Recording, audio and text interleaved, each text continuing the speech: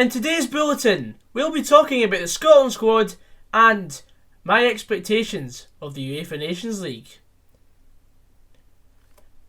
After the first instalment of the UEFA Nations League in 2018, in which Scotland topped their group out of a grand total of 3 teams, which also had Israel and Albania in it, we're back this time. We've been promoted from Division C, or League 3 or Division C, whatever you want to call it.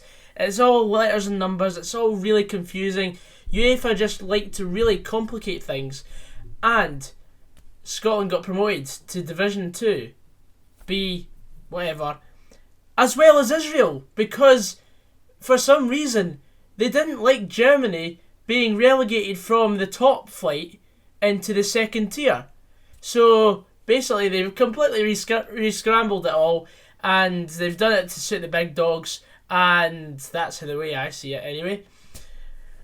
Total wee man's perspective I have, but we'll live with it. Without any further ado, I'm going to list you Scotland's 23-man squad, for those who are not aware of who could be playing for the blue jersey. The 3 goalkeepers that have been called up are David Marshall, Robbie McCrory and Jonathan McLaughlin, with the defenders being Stephen O'Donnell, Motherwell player, Andrew Robertson, some small team in England, I think they won the league last season at Liverpool, Liam Cooper, Liam Palmer, Kieran Tierney, Scott McKenna, Declan Gallagher, another Motherwell player, and Greg Taylor. The midfielders, we've got Cal McGregor, Scott McTominay, John McGinn, Stuart Armstrong, Kenny McLean, Ryan Christie and Ryan Jack. And the strikers we've got, I think more of them are actually wingers than what's led to believe. Ollie McBurney is out of the squad, but it still says here on the Scotland national site that Ollie McBurney got called up. There's Oliver Burke, Lyndon Dykes for his first proper Scotland call-up, James Forrest, and Lawrence Shankland, I believe, should be out there as well, because I think he's injured as well. But I'm not too sure. I'm pretty sure someone else got called in, but I don't have that up right now. However, I doubt they'll be playing. Before we preview the Scotland versus Israel game, let's have a look at our group. We've got the Czech Republic, Slovakia, and Israel in our group. Now, of course, Israel also came up randomly just to fill up the numbers for the second tier of the UEFA Nations League. And to be honest, they really should be in the third tier because they didn't get promoted by winning a group. But we move on. My prediction for the group, I think the Czech Republic will finish top of the group. I don't see Scotland winning it. However, I think we'll finish second, followed by Slovakia and Israel. This is a group where I think the top 3 will be taking points off each other, home and away. Whereas Israel, I think, may get the odd point or two, but I think every other team is a bit further ahead than Israel. I mean, Israel, don't get me wrong, they've got the likes of Nir Biton, Beram Kayal, then you've got Nacho, and what's that big guy, Dabur up front, and the left back Tawatha, who is a decent player. So Israel cannot be counted out no matter what. However, I think Czech Republic, Slovakia and Scotland, I think we're all probably a bit too much for Israel. Even though Israel did beat Scotland the last time we took a trip to, was it Haifa or was it Tel Aviv?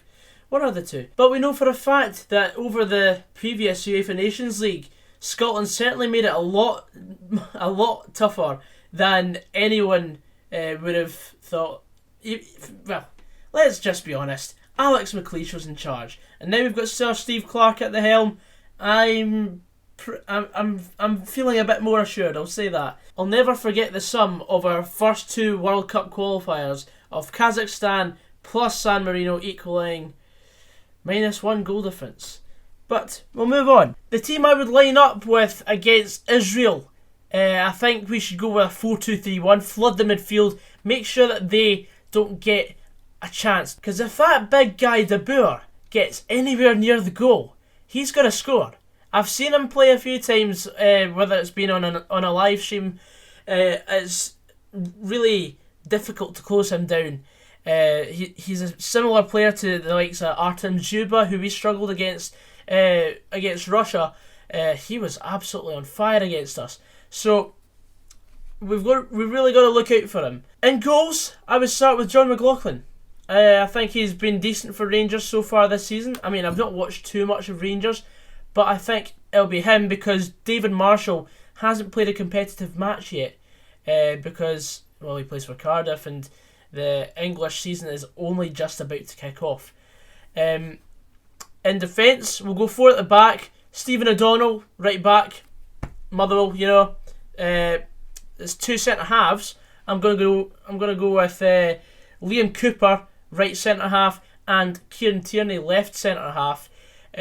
Yes, we all know he's a left back, but let's be honest. No one's replacing Andy Robertson in any way, shape, or form. He's in my left back. 2 sitting midfielders of Scott McTominay and Cal McGregor, and then the further 3 I would go with on the left. I'd be happy to see Ryan Christie, and then centre attacking mid John McGinn, and on the right we'll have James Forrest, and up front I would go with Oliver Burke. But with that being said, I would not be completely adverse to Lyndon Dykes getting his first start for Scotland. But let's be honest, the last time we had a proper Scottish Premiership, out with the old firm players starting up front, it was Eamon Brophy against Cyprus, and he didn't know whether he was coming or going in the game at Hampden. So that being said, it could be that, but Lyndon Dykes has since transferred to QPR for a handy fee of $2 million for Livingston, so I'm very pleased that they've got a good fee for that. But that is my 4-2-3-1 for Scotland. Even though against a team such as Israel, I would be a fan of going 2 up top. But flooding the midfield with the technically gifted players we've got in the squad, I'd like to think this should be no challenge for us. But in Scotland, we make things difficult for ourselves, and I see us sneaking the game 1-0 with a dodgy last-minute goal. Things never change. But yeah, what is your prediction for Scotland against Israel? Let me know in the comments, and that is the end of today's bulletin. Anyway guys, I hope you enjoyed today's video, and I'll see you in the next one. Take care.